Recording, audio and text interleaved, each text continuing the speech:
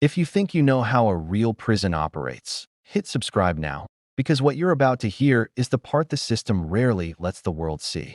The day began before sunrise, long before the rest of the world even stirred. A cold blue tint washed over Hartsfield Correctional Facility, a high-security prison tucked deep inside rural America. The steel walkways, reinforced gates, and endless rows of narrow cells formed an atmosphere that felt frozen in time. The echoes of boots, distant radios, and metallic doors rolling shut blended into the familiar soundtrack of confinement. But on this morning, something felt wrong. It started inside Cell Block D, the block known for holding inmates with the most unpredictable histories.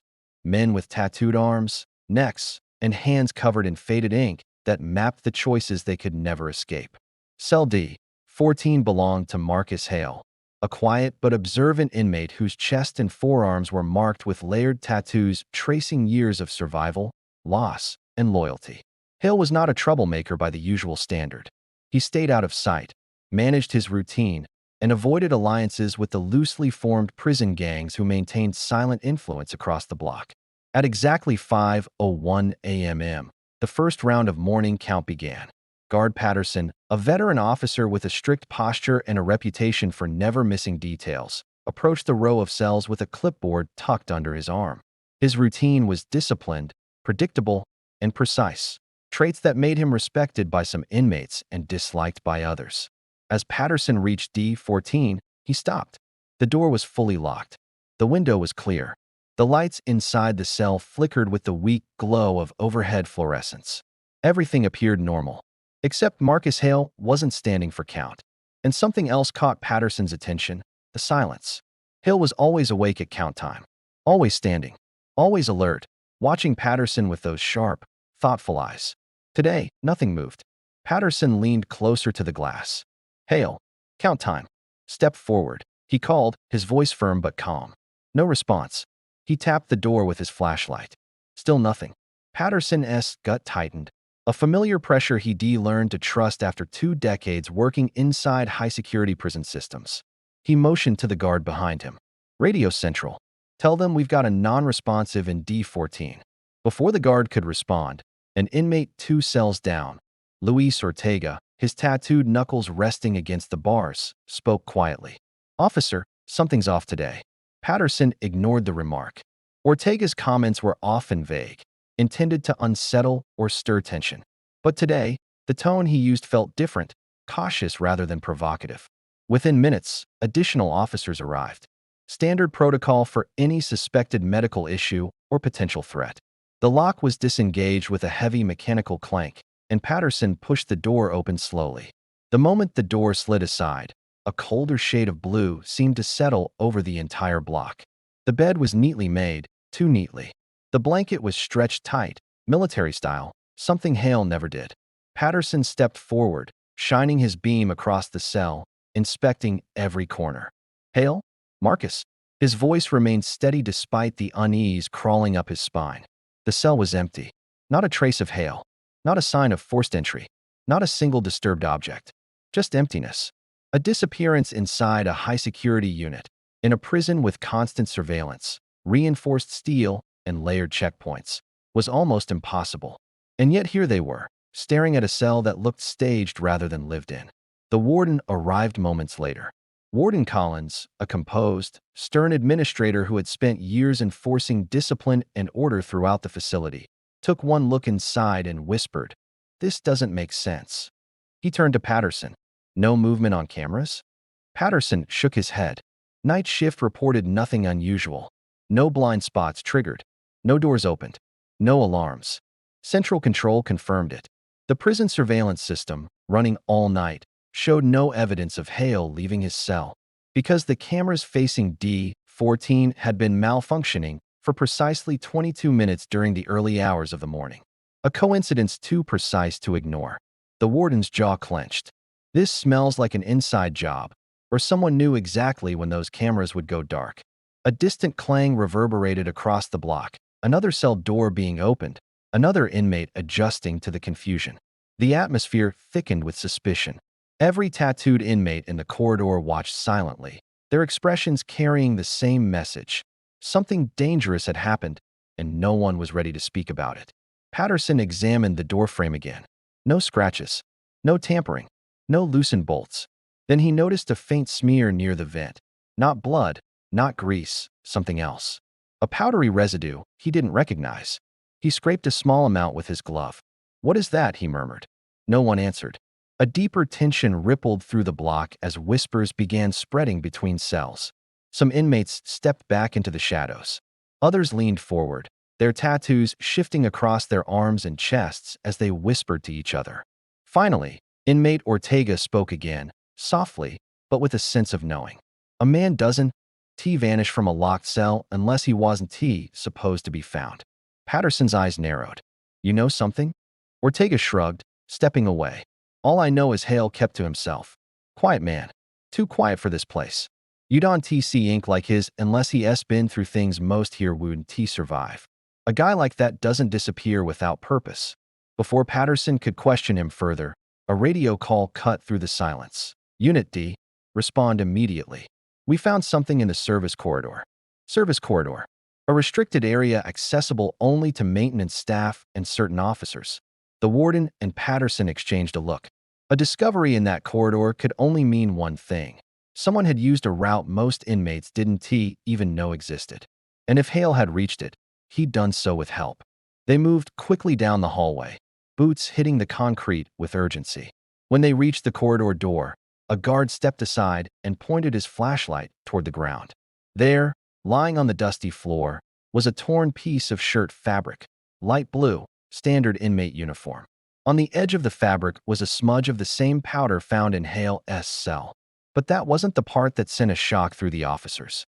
Next to the fabric lay a hand-drawn map, rough but detailed, showing a path from cell block D to the old maintenance tunnel sealed years ago. Except, as the warden quickly realized, the map was incomplete. And worse, it wasn't Hale's handwriting. Patterson stared at the torn fabric, the map, and the faint residue scattered across the floor. "This wasn't just an escape attempt," he said quietly. "This was a plan. A coordinated one. Someone inside this prison is helping him."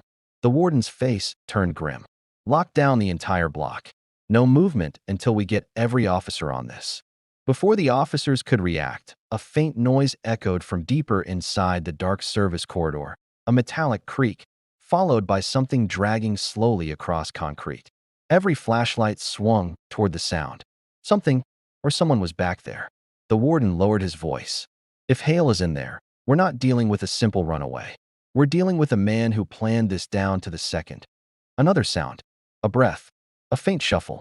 Patterson stepped forward, gripping his radio, heart pounding. "Hale," he called into the shadows. There was no answer. Only another sound. A quiet, unmistakable click, like a latch or hinge being moved. A cold draft swept through the corridor, carrying dust and something else, the unmistakable sensation that someone had just slipped deeper into the darkness. And then Patterson's flashlight caught something on the wall, something that made every officer freeze. A handprint. Clear. Deliberate. Marked with the same powdery residue. But the direction it pointed was the real shock. The handprint wasn't leading toward the sealed tunnel. It pointed back toward the prison, as if someone was guiding them or warning them. The warden exhaled slowly. "This isn't an escape," he whispered. "This is the beginning of something much bigger." And as the officers prepared to move into the corridor, unaware of what waited beyond the next bend, the lights flickered once, then twice, and the entire block went dark. The early morning chill clung to the concrete corridors of Hartsfield Correctional Facility. The constant hum of fluorescent lights combined with the metallic echoes of gates closing, creating a rhythm that was both routine and ominous.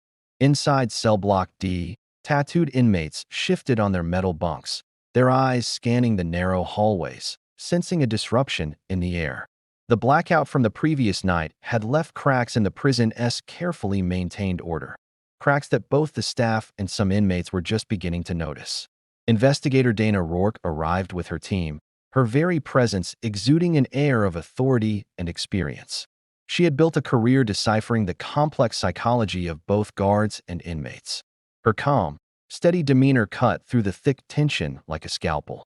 Even the most hardened, tattooed lifers knew better than to underestimate her. Full lockdown.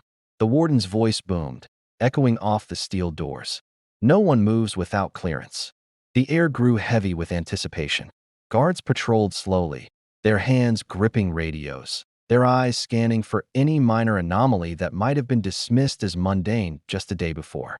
Rourke moved methodically along the cell block, her gaze fixed on the tattooed men. Each mark etched into their arms and necks told a story of past allegiances, gang affiliations, and raw survival instincts. They watched her just as carefully, testing her presence without uttering a single word. She stopped at the cell of Luis Ortega, who was seated on a lower bunk, his forearms a canvas of abstract black ink. "Tell me what you know about Hale," she said, her voice direct. Ortega's eyes flicked to the floor, then back up to meet hers, a flicker of calculation in his gaze. He's quiet, never joined any crews, never asked for favors. But people notice patterns. When cameras die and doors aren't being watched, that's not random. "Inside help?" Rourke asked sharply. He gave a slight, almost imperceptible nod. "Probably. Someone who knows the routines, the blind spots. Someone trusted by the staff, or at least trusted enough to hide in plain sight." Rourke turned away, her mind already connecting the dots, noting the subtle reactions from other inmates.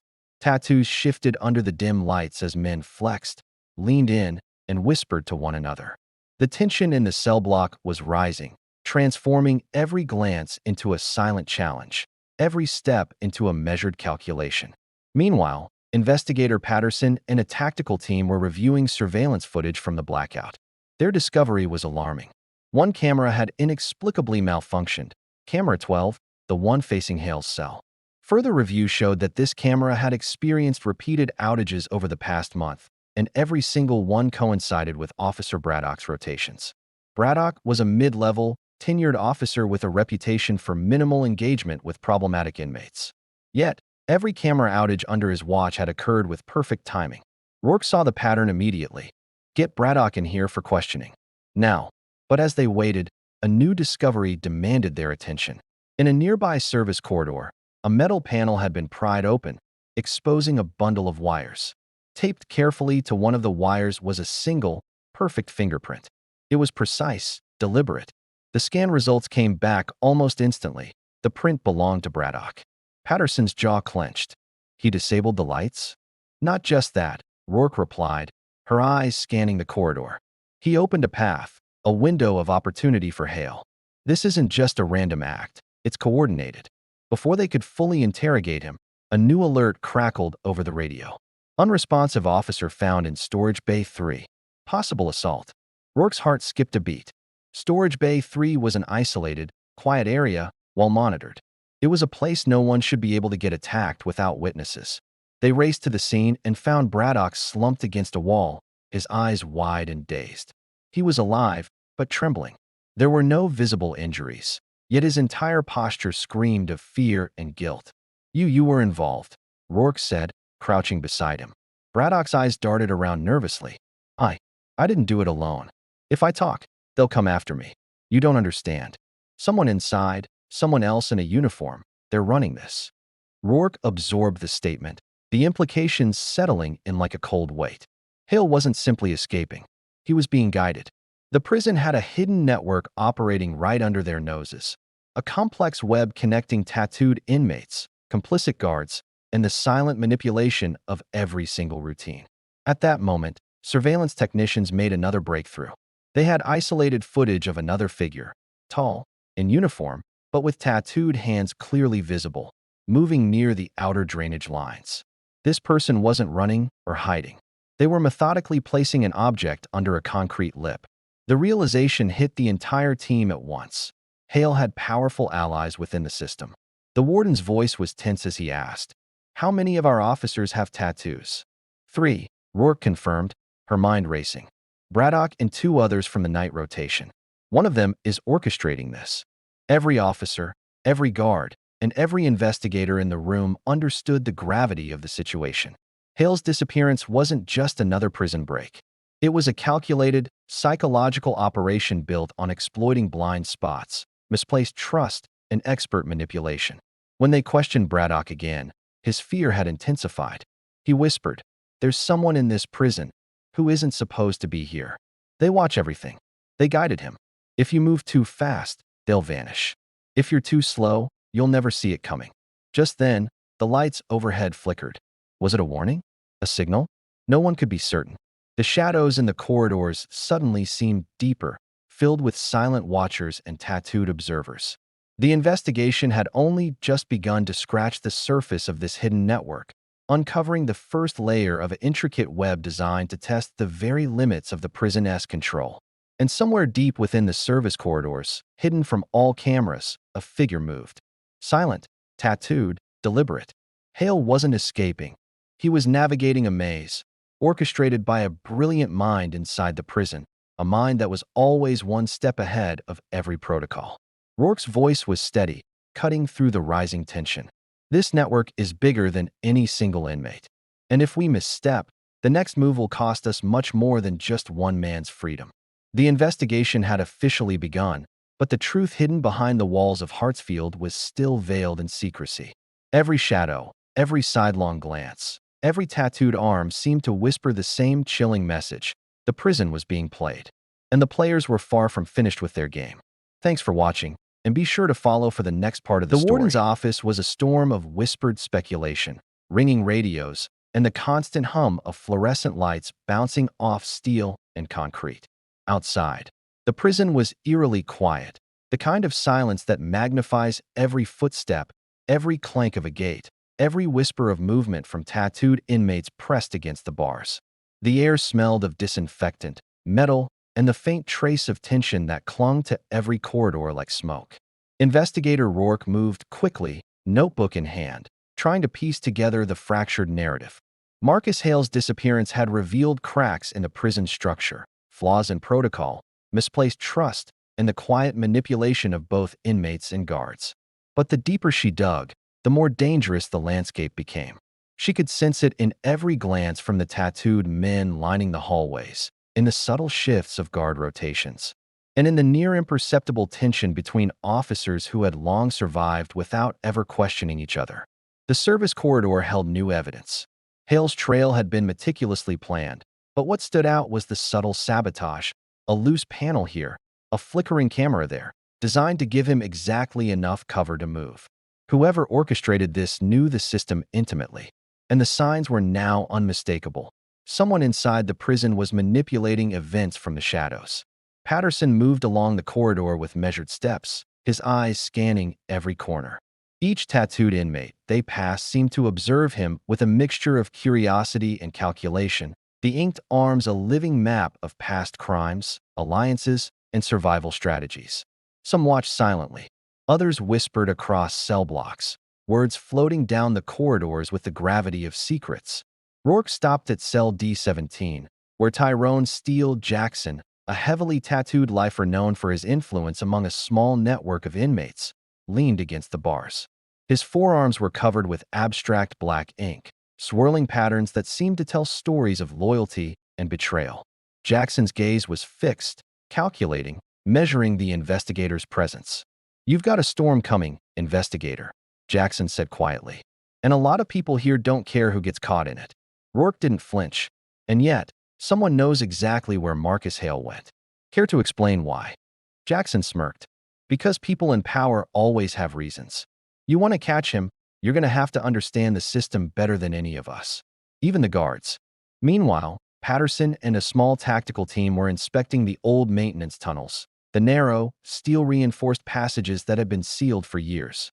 The walls were coated with decades of grime, and small graffiti marks from long-forgotten inmates clung like shadows. Hale's map suggested he had made it through a section of the tunnel now partially accessible, and that meant someone was deliberately leaving paths open, creating blind spots in a system designed for total surveillance. It was during this inspection that a tattooed inmate guard liaison was intercepted. The man's arms were inked with sharp geometric symbols, sleeves that ran from shoulders to wrists, each design signaling gang affiliations, past convictions, and prison status.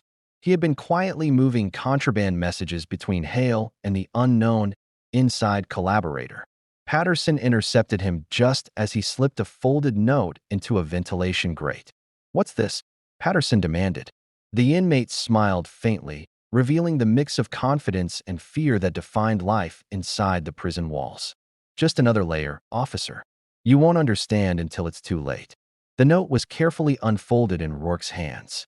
A crude sketch mapped part of the surveillance grid, highlighting temporary blind spots.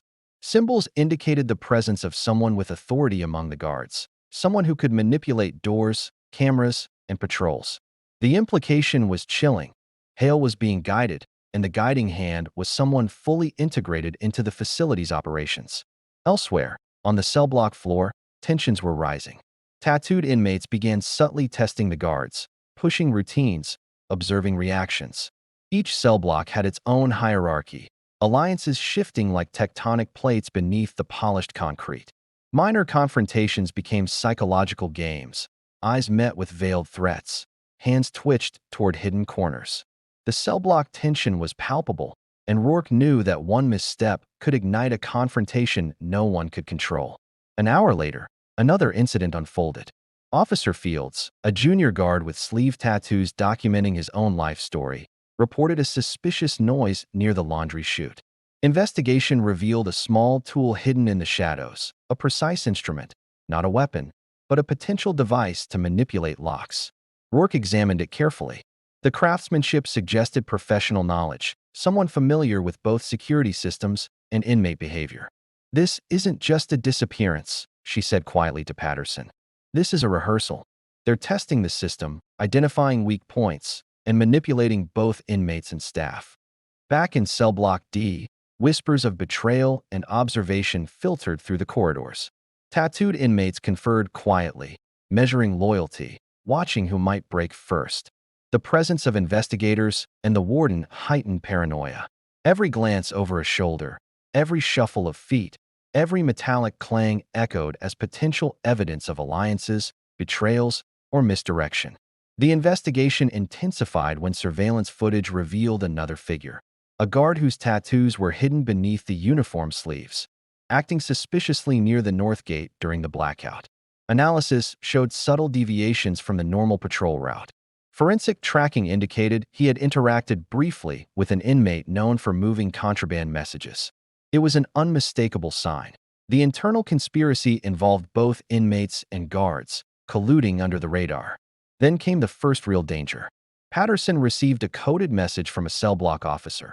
A high-ranking inmate, tattooed heavily along his neck and arms, had been spotted carrying something unusual near the ventilation area. Rourke moved to intercept, and as she entered the narrow hallways, she could feel the psychological weight pressing in. Every glance from the tattooed meant a silent question. "Who do you trust?" She found him just before he disappeared into the shadows.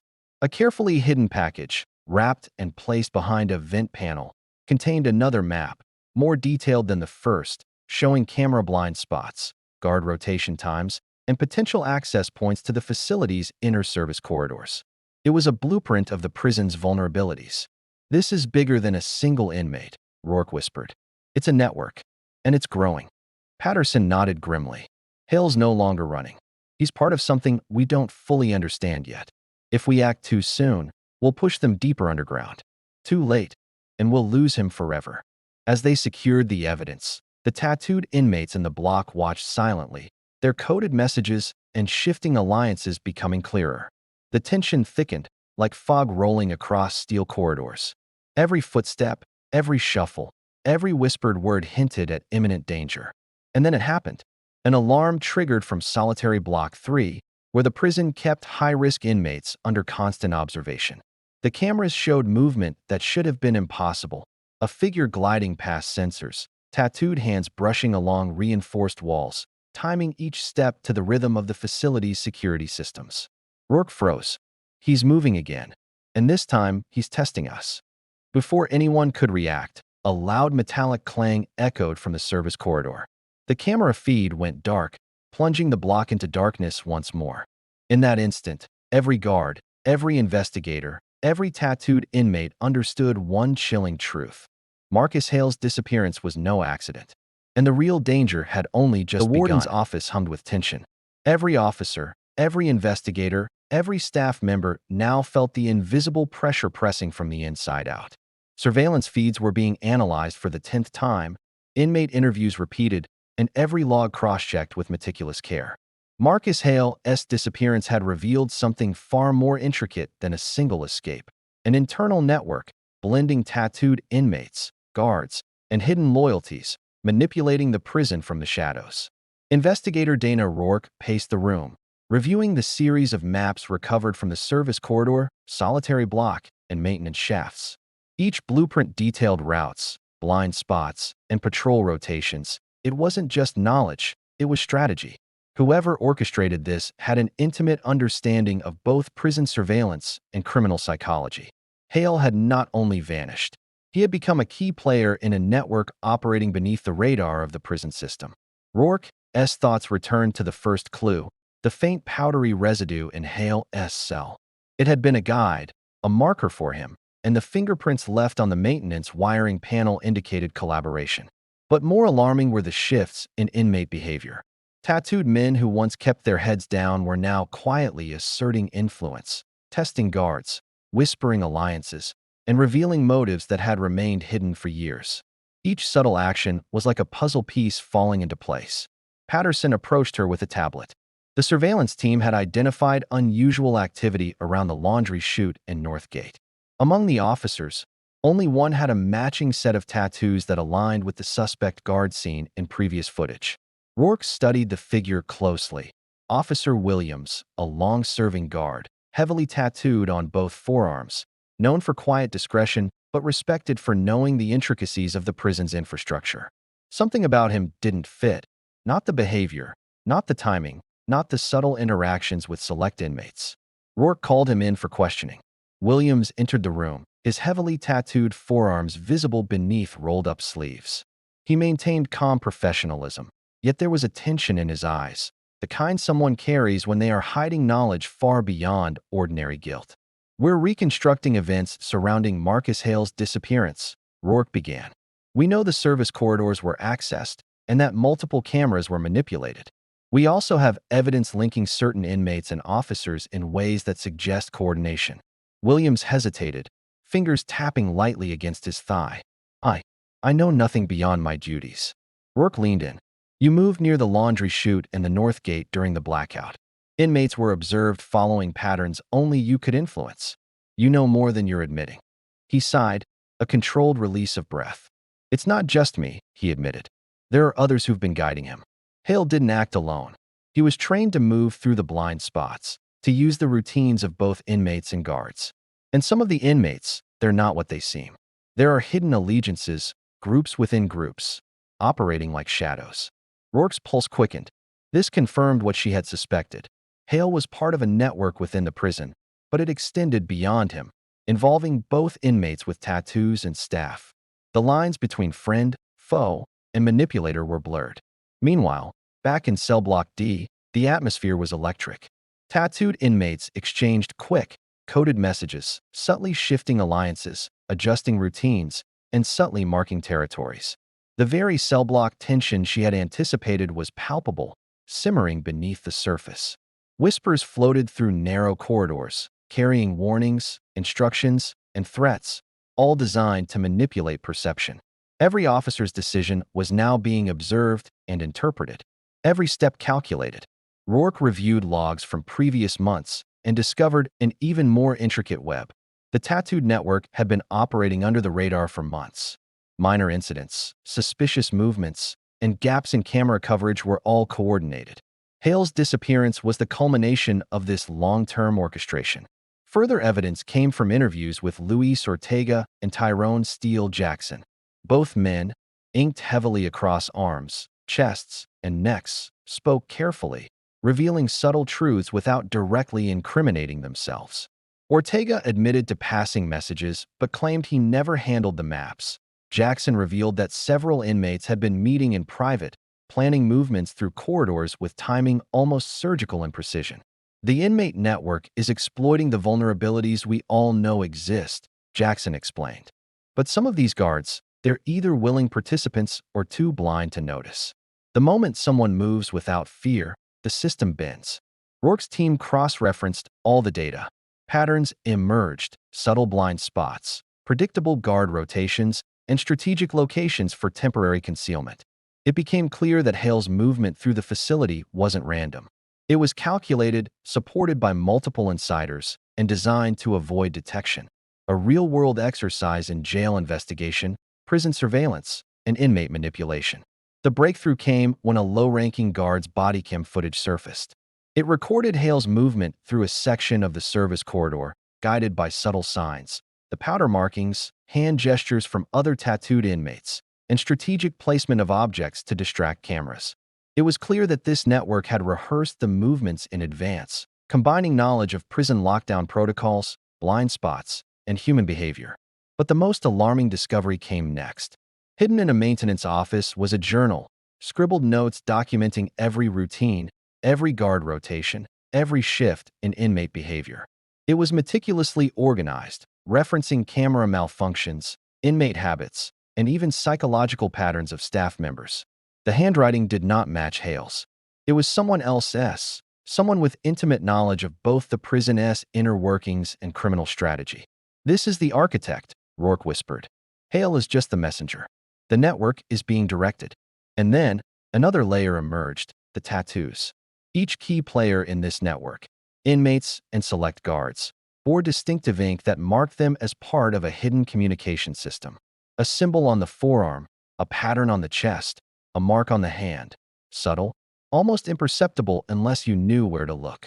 It was their silent code, a way to identify allies without speaking a word. The investigation deepened. Interviews, surveillance, and behavioral analysis revealed hidden motives: desperation, loyalty, power, and fear. Some inmates were protecting others. Some were maneuvering to gain leverage. Guards who appeared compliant were quietly facilitating, while others were silently obstructed. Every revelation added to the mounting pressure. And then came the final confirmation: a recorded message, left in a drop location along a maintenance shaft. The audio was distorted, but the words were clear enough. Instructions for Hale's next movement, warnings of betrayal, and references to a hidden cache somewhere inside the facility. Whoever sent it knew the inner workings, the human psychology, and the high-security prison dynamics. Rourke leaned back, exhausted but focused. This isn't just a disappearance. It's a chessboard. And every piece, tattooed inmate, guard, even us, is being moved. The warden stood beside her, staring at the blue-toned video feeds.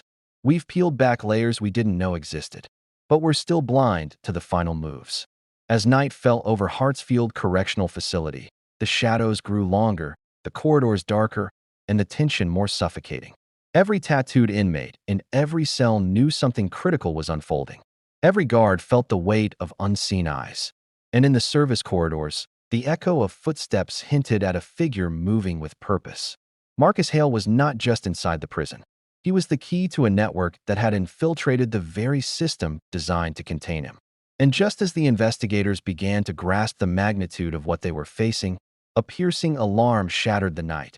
An unexpected breach in Solitary Block 2, where the most dangerous inmates were held under maximum observation. Rourke froze. Every eye in the control room followed the feeds. Every tattooed inmate watched from the shadows. Every officer gripped their weapons and radios tightly. The truth behind the walls was now undeniable. The threat was closer, smarter, and more dangerous than anyone had anticipated. The warden's office hummed with tension. Every officer, every investigator, every staff member felt an invisible pressure pressing from the inside out. Surveillance feeds were analyzed for the 10th time, inmate interviews repeated, and every log cross-checked with meticulous care. Marcus Hale's disappearance had revealed something far more intricate than a single escape. An internal network, blending tattooed inmates, guards, and hidden loyalties, manipulating the prison from the shadows. Investigator Dana Rourke paced the room, reviewing the maps recovered from the service corridor, solitary block, and maintenance shafts. Each blueprint detailed routes, blind spots, and patrol rotations. It wasn't just knowledge, it was strategy. Whoever orchestrated this had an intimate understanding of both prison surveillance and criminal psychology. Hale hadn't just vanished. He had become a key player in a network operating beneath the radar of the prison system. Rourke's thoughts returned to the first clue, the faint powdery residue in Hale's cell. It had been a guide, a marker for him, and fingerprints on the maintenance wiring panel indicated collaboration. But more alarming were the shifts in inmate behavior. Tattooed men who once kept their heads down were now quietly asserting influence, testing guards, and whispering alliances. Each subtle action was like a puzzle piece falling into place. Patterson approached her with a tablet. The surveillance team had identified unusual activity around the laundry chute in Northgate. Among the officers, only one had tattoos that matched the suspect guard from earlier footage. Rourke studied the figure closely. Officer Williams, a long-serving guard, heavily tattooed, known for quiet discretion but respected for knowing the prison's infrastructure. Something about him didn't fit. Rourke called him in for questioning. Williams entered, his heavily tattooed forearms visible beneath rolled-up sleeves. He maintained calm professionalism, yet there was a tension in his eyes. "We're reconstructing events surrounding Marcus Hale's disappearance," Rourke began. "We know the service corridors were accessed and that cameras were manipulated. We also have evidence linking certain inmates and officers." Williams hesitated. I know nothing beyond my duties." Rourke leaned in. "You moved near the laundry chute and the North Gate during the blackout. Inmates were observed following patterns only you could influence. You know more than you're admitting." He sighed. "It's not just me," he admitted. "There are others who've been guiding him." Hale was trained to move through the blind spots. And some of the inmates, they're not what they seem. There are hidden allegiances, groups within groups, operating like shadows. Rourke's pulse quickened. This confirmed Hale was part of a network involving both tattooed inmates and staff. The lines between friend, foe, and manipulator were blurred. Meanwhile, back in cell block D, the atmosphere was electric. Tattooed inmates exchanged coded messages, subtly shifting alliances and marking territories. Whispers floated through the corridors, carrying warnings, instructions, and threats, all designed to manipulate perception. Rourke reviewed logs from previous months and discovered an even more intricate web. Minor incidents, suspicious movements, and gaps in camera coverage were all coordinated. Hale's disappearance was the culmination of this long-term orchestration. Further evidence came from interviews with Luis Ortega and Tyrone Steele Jackson. Both men, inked heavily, spoke carefully. Ortega admitted to passing messages but claimed he never handled maps. Jackson revealed several inmates had been meeting in private, planning movements with surgical precision. "The inmate network is exploiting the vulnerabilities we all know exist," Jackson explained. "But some of these guards, they're either willing participants or too blind to notice." Rourke's team cross-referenced all the data. Patterns emerged, subtle blind spots, predictable guard rotations, and strategic locations for concealment. Hale's movement wasn't random. It was calculated, supported by multiple insiders, and designed to avoid detection. A real-world exercise in jail investigation and inmate manipulation. The breakthrough came when a low-ranking guard's body cam footage surfaced. It recorded Hale's movement through a service corridor, guided by subtle signs, powder markings, hand gestures from other tattooed inmates, and objects placed to distract cameras. But the most alarming discovery came next. Hidden in a maintenance office was a journal documenting every routine, every guard rotation, every shift in inmate behavior. The handwriting wasn't Hale's. It was someone else's. "This is the architect," Rourke whispered. "Hale is just the messenger." Then, another layer emerged, the tattoos. Each key player bore distinctive ink that marked them as part of a hidden communication system. A symbol on the forearm, a pattern on the chest, it was their silent code. The investigation deepened, revealing motives of desperation, loyalty, power, and fear. Finally, a recorded message was found, left in a drop location. The audio was distorted, but the words were clear enough. Instructions for Hale's next move and warnings of betrayal. Rourke leaned back, exhausted but focused. This isn't just a disappearance. It's a chessboard. And every piece, tattooed inmate, guard, even us, is being moved. Just then, a piercing alarm shattered the night. A breach in solitary block 2. Every eye in the control room followed the feeds. The truth behind the walls was now undeniable. The threat was closer, smarter, and more dangerous than anyone had anticipated. The night had deepened over Hartsfield Correctional Facility. Steel gates gleamed under dim emergency lights. The service corridors, maintenance shafts, and solitary wings had become a maze of hidden movements and whispered codes. Investigator Dana Rourke reviewed the final pieces of evidence. The maps, the the powder, the fingerprints, and the hidden journals all converged toward a single truth. Hale was being guided by someone inside who manipulated schedules, camera blind spots, and human behavior. The warden's voice cut through the hum of monitors. We locked down all movements immediately. This instant. The operation began at 2:03 a.m.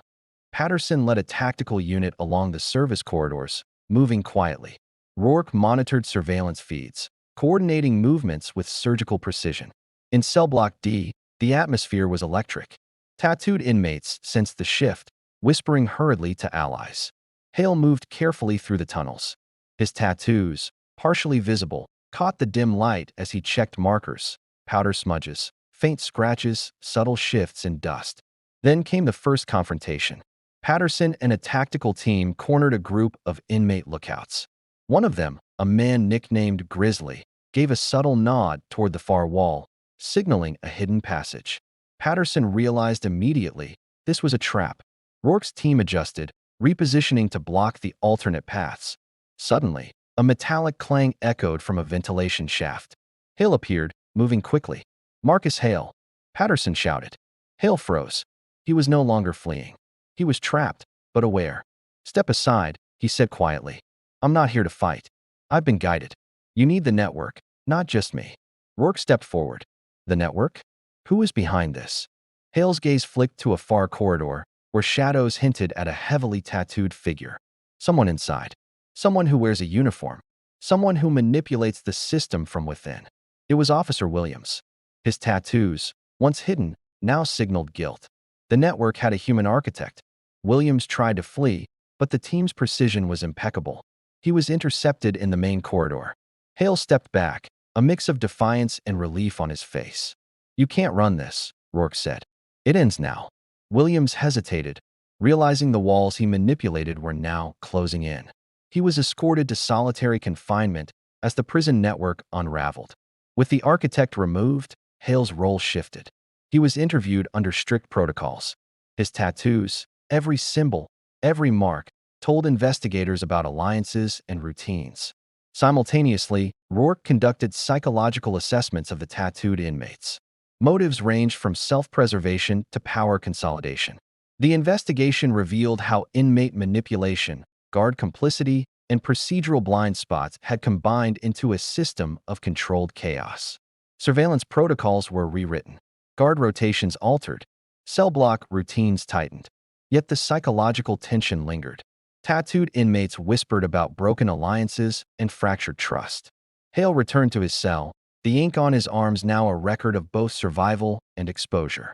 Rourke stood in the central control room, reviewing the final video feeds. The warden beside her exhaled slowly. "We've closed the breach. But the cracks, they're still there." The final log detailed the night's events. Internal network exposed, architect removed, operation successful. Yet the room remained heavy with tension. Hale remained inside, his tattoos telling a dual story, one of confinement and one of cunning navigation. As Rourke documented the case, she leaned back, a quiet intensity in her eyes.